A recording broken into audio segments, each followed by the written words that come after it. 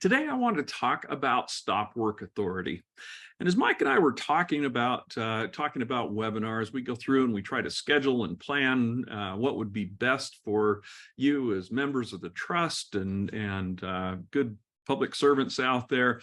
We talk about a variety of things. This is a subject that we've talked about for a long time. We always talk about it when we're talking about trenching, safety, confined space entry, those things. We talk about stop work authority, but I got thinking back on this and I thought, wow, this is a subject I've never done a webinar on, and so we decided that this would be a good topic for us to talk about, because I think it is a critical way that we can prevent accidents, but it's also really simple. This is not a big program or anything at all. It's just something that we need to convey and then stick to it. So as you come into this webinar today, I tend to get a little bit long-winded at times. Surprise, surprise. This is not going to be one of those. This will be one of the shorter webinars that we've done, particularly in the loss prevention realm. But I think it's an important program that every organization needs to have in place, not just if you're doing those big things, you're out working in trenches or confined spaces or fire safety or whatever those big things are. This is just as important in our office environments and other places. This really dovetails right along with our active bystandership for law enforcement program. This is a program that we've embraced. We were the first organization in the country to do it the way we've done. And we are right in the midst of trying to get every law enforcement officer in the state of Utah trained on this active bystandership program. And I think most of us understand what it is. It's basically, hey, if you're an officer and you see another officer doing something that is outside of what should be done, that is inappropriate, that they take action. And there's a lot more to that. But this is a really similar program, but it's involving safety. And so along with that theme of active bystandership, we want to talk today about stop work authority. So just a little bit of introduction on this. You've probably seen this if you've been around watching my training for very long. You've probably seen this slide. We talk about how accidents are caused. Accidents are caused by a couple of different things. They're caused by unsafe acts, and they're caused by unsafe conditions. And if we can eliminate those, then the chance that somebody has an accident or injured, whatever it may be, go down. And so this is a statistical game. So eliminate those unsafe acts and unsafe conditions, and our incidents are going to reduce. Okay. Well, here's a different thought on that. I think many accidents are caused by two unsafe acts. What do I mean by two unsafe acts? There's the original one that caused somebody to get injured, that condition or act that's out there. But it's the second one that is the challenge. The second unsafe act is another individual out there that fails to act when they note that there is an unsafe act or condition happening. And I've seen this many times where we've had an incident, a claim that's come into the trust.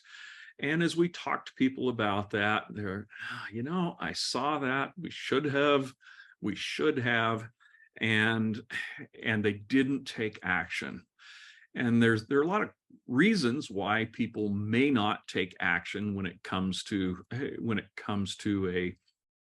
an unsafe act. Sometimes they feel nervous about voicing their opinion or standing up. Sometimes there's a culture where they feel that they can't do that.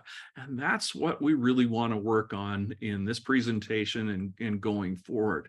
We need to have a culture where people are open to voice their concerns and identify unsafe acts, identify unsafe conditions, so we don't go back and have this. I should have. This is one of the saddest and worst statements we can ever say. I should have done this. I should have got a trench box. I should have told him to put his safety glasses on when he was running that grinder. This is a sad statement because it means we have failed. We have failed someone, and that's something that in my mind I don't ever want to say that I should have done that to prevent this accident. So that should be our goal, I think, is that everybody goes home every day, every shift without injury. And to do that, we can't ever have I should have. We have to take that action. So I'll just say, but there is a simple solution to this. And that is to empower everyone. I put in here workers, but really everyone, contractors, our employees, those folks that are doing tasks, empower them to improve their safety. Give them the authority to be able to stop work until we can reduce the risk, until we can eliminate the hazard. And that's as simple as it is. It's called stop work authority. And they're simple, but they go towards building a culture where everybody knows that they can stop work to prevent an accident, where they can do the things that need to be done to eliminate those hazards so nobody gets hurt. So it's a fairly simple program. When would you use a stop work program? Well, if there's an unsafe act or condition, if there's lack of knowledge or understanding. We note that somebody out there doing a job doesn't have any clue how to use that tool that they're using, or they look like they're concerned or second guessing on how to do this job. Improper equipment use, somebody not using it right. A near miss incident happens. Alarms, emergencies, or change in conditions. Suddenly things change. There's a rainstorm, or a different piece of equipment comes onto the job. This would be a time when we could stop work and just raise our hand in the air and say, whoa, hold on. I'm not 100% certain about this, or I think this is an unsafe act. This is an imminent danger situation where somebody will get hurt, and give everybody the authority to do that. Well, how do we do that? Well, this is a management thing, right? It's a commitment by management that anybody can stop work at any time when there is a concern that there is an imminent danger where somebody will be injured. Okay. And this is a commitment that should go from management to everyone. I've seen this in a number of organizations out there where the CEO has actually issued a card like this and signed it that says, I give you authority to stop work to prevent when there's an unsafe condition in the workplace. I don't know that we necessarily need to do that, but sometimes a physical thing gives us something that we can really wrap our mind around. Hey, I've got a card on my employee badge or whatever that says I can hold this card up and say, whoa, let's talk about this a minute before we get somebody hurt.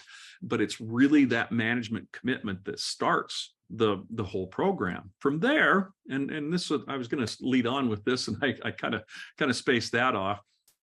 This subject is really a frontline employee subject, right? It's something that each of those frontline employees that are out there working need to know that they have this authority.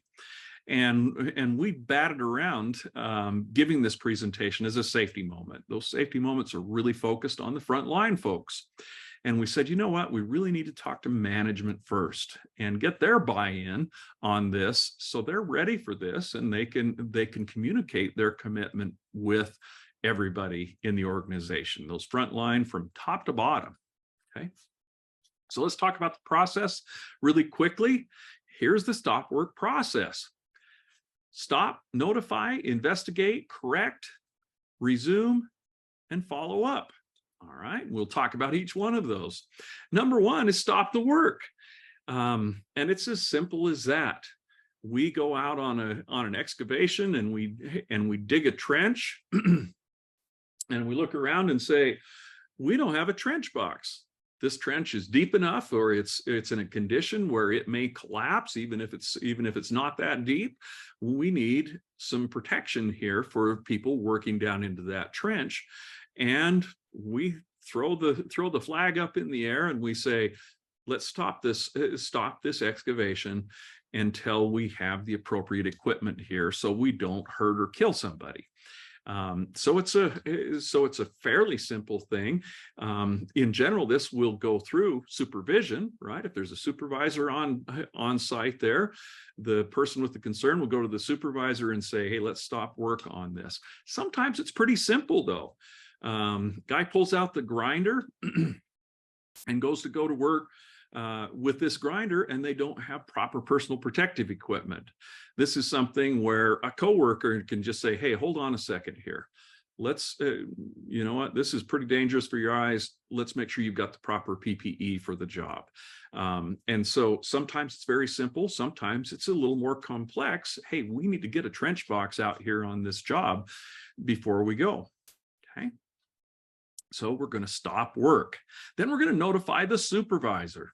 For sure, supervisors need to be a part of that. They're going to help investigate, and they're going to be the person that can take the appropriate action. Call up and get the trench box brought out here for this trench. We need to notify the affected people. Hey, we're stopping the job right now, and here's the reason for it. This is a safety stop. And we're going to figure out what's going on, and we'll let you know what happens as we proceed through this. Okay. All right. Sometimes, let me go back to that. Sometimes this notification process, we may actually have to remove people from a hazardous situation and say, hey, this is, let's take summertime, you know, we get thunderstorms and there's lightning bouncing around. We might physically tell everybody they physically need to leave the area. You need to get inside of a building or inside of a vehicle to protect yourself from lightning. Okay. Next part is to investigate. We want to take a look at what's going on, because just because somebody says, hey, we need to stop, I feel there's an unsafe condition here, those aren't all created equally. Sometimes there can be miscommunication. Sometimes there can be a poor understanding of what's going on. So we got to investigate and say, is this a valid unsafe condition? If it is, then we're going to proceed and fix that. Sometimes there's a misunderstanding and a person doesn't understand what is going on, and they may throw an audible for a safety stop, and we can communicate with that person. No, here are the controls that are in place, and it is okay. When we all agree with that, we can get back to work. If it's agreed that it is an unsafe condition, well, then we move forward, which is the next step, which is correct and fix the problem. If there is a problem, fix it. If there isn't a problem, there's still something that we need to work on. We still need to communicate what those things are. If somebody doesn't understand their job, the steps of the job, or the controls, well, that's an issue just the same. And so if we have to retrain them, we have to help them understand what the responsibilities, what the controls are. That's absolutely perfect in my mind, because then everybody's going to be on the right page. Okay. Next part is resuming the job, getting back to work. And that's really what we do. Now, generally, we're going to have somebody that has some authority to restart the job, and that'll probably be a supervisor that says, okay, we've satisfied all of the concerns here. We've either fixed the problem or worked it out, however we do that. And then we're going to notify everybody that we're starting back up.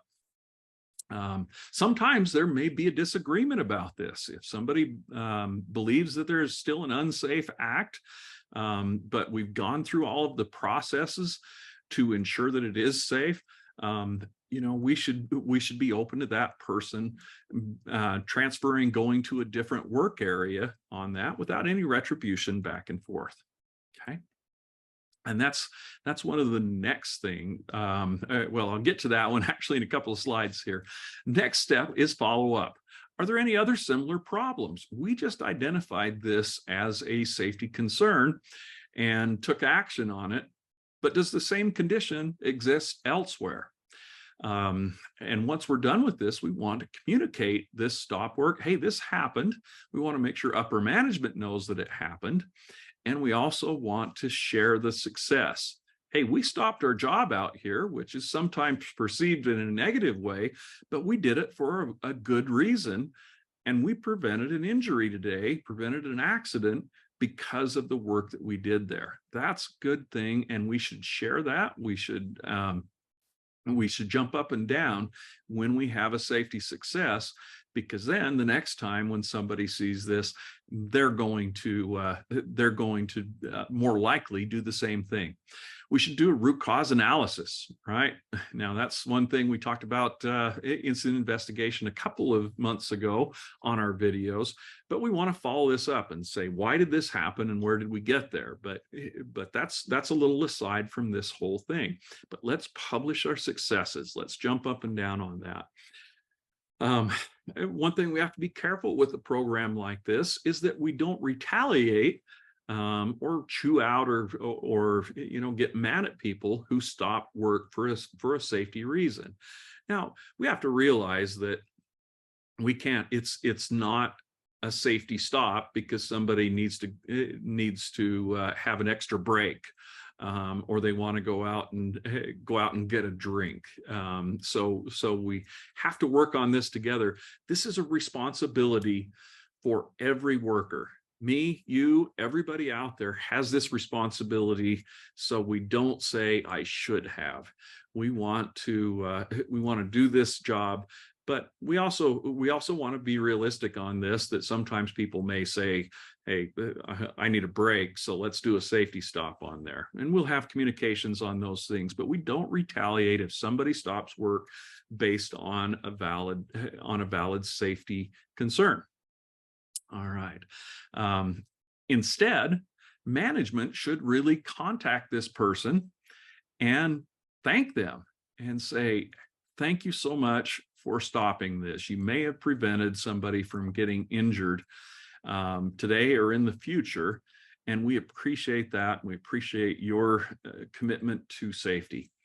This is kind of a challenging thing at times for people to stand up, and it's something that by rewarding, I'm not saying that we give them a reward, but that thank you is the reward, and saying thank you for doing your job to be responsible for your own safety and also the safety of your coworkers. We are doubly responsible. We're responsible for our own safety and for every one of those coworkers that we have around us. I think this stop work program is valuable. I think it is something that in many cases should just be a given, but sometimes we have to formalize these programs so everybody really understands it. This is a step towards building a safety culture that will go throughout our organization and help us in many ways. If each and every one of us feels comfortable and confident in doing their job and their ability to stop work if things aren't going right, well, we can expect our accidents and injuries to go down. So set your standard as an organization, make sure everybody's involved and they know what their responsibilities and their authorities are in doing this, and then support them all the way around. Let's fix the issues and not have those incidents. All right, Mike. That's it. Woo! Nice job. That's pretty quick for this old cob. Folks, if you've got any questions or comments, type those into the chat box, and I'd love to answer those now. If you've got any experience with this, we'd love to hear that as well. If you've got a program that's worked for you, challenges you may have, we'd love to hear those things as well. Any thoughts, Mike? Anything I missed?